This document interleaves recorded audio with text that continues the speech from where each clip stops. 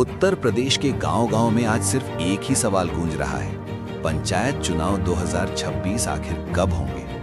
क्या इस बार चुनाव समय पर होंगे या फिर एक बार फिर तारीखें आगे बढ़ेंगी?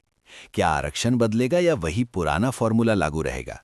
और सबसे अहम सवाल, आपका गांव, आपका जिला आखिर किस चरण में वोट डालेगा? नमस्कार साथियों, अगर आप ग्राम प्रधान बनने की तैयारी कर रहे हैं, बीडीसी या जिला पंचायत सदस्य का सपना देख रहे हैं, या फिर आप एक जिम्मेदार मतदाता है, तो ये वीडियो आपके लिए बेहद जरूरी है। क्योंकि इस वीडियो में हम बात करेंगे सिर्फ अफवाहों की नहीं, बल्कि उन ठोस तैयारियों की जो इस वक्त जमीन पर चल रही हैं। और वीडियो के आखिर में हम बताएंगे वो बात जो हर चुनाव लड़ने वाले को अभी से समझ लेनी चाहिए।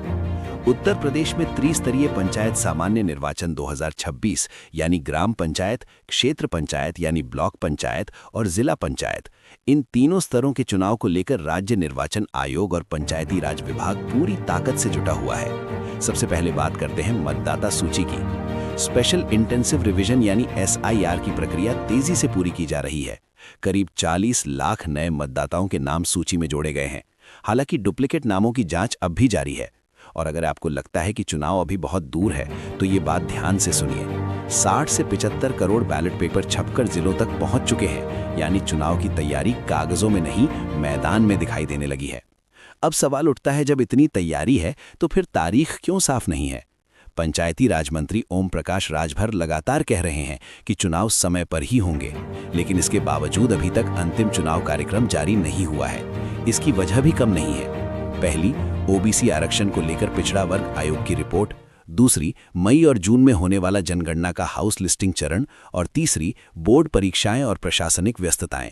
यही कारण है कि अभी चुनाव की तारीख को लेकर थोड़ी अस्पष्टता बनी हुई है। अब बात करते हैं संभावित चुनाव समय की। मौजूदा रिपोर्ट्स और पिछले चुनावों के पैटर्न के आधार पर सबसे मजबूत संभावना यही है कि पंचायत चुनाव अप्रैल से मई 2026 के बीच कराए जाएं।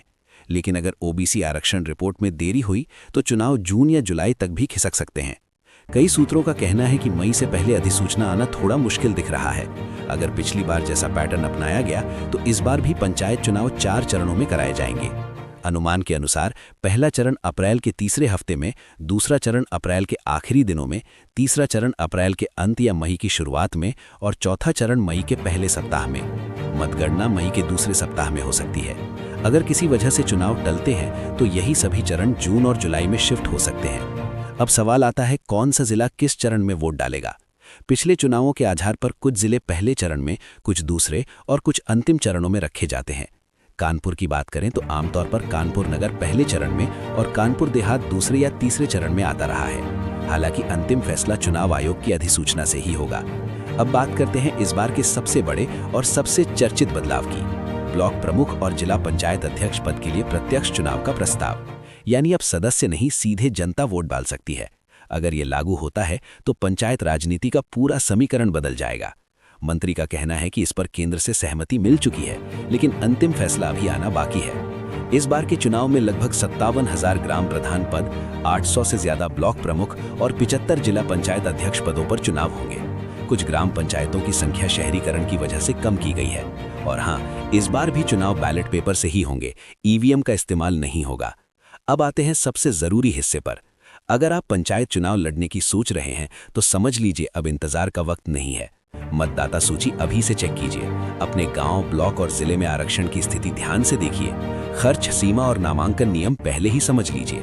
और सबसे जरूरी, अब जमीन पर दिखना शुरू कर दीजिए, क्योंकि फरवरी और मार्च बहुत तेजी से निकलने वाले हैं। साथियों, ये पंचायत चुनाव सिर्फ गांव की राजनीति तय नहीं करेंगे। यही चुनाव 2027 के विधानसभा चुनाव की रिहर्सल माने जा रहे हैं। यहीं से बड़े नेताओं की जमीनी ताकत तय होगी। अगर आपको अपने जिले, अपने गांव या किसी खास पद से जुड़ा कोई सवाल है तो कमेंट में जरूर लिखिए। मैं आपकी जानकारी के हिसाब से डिटेल में जवाब दूंगा। वीडियो पसंद आए तो इसे लाइक करें, शेयर करें और चैनल को सब्सक्राइब जरूर करें।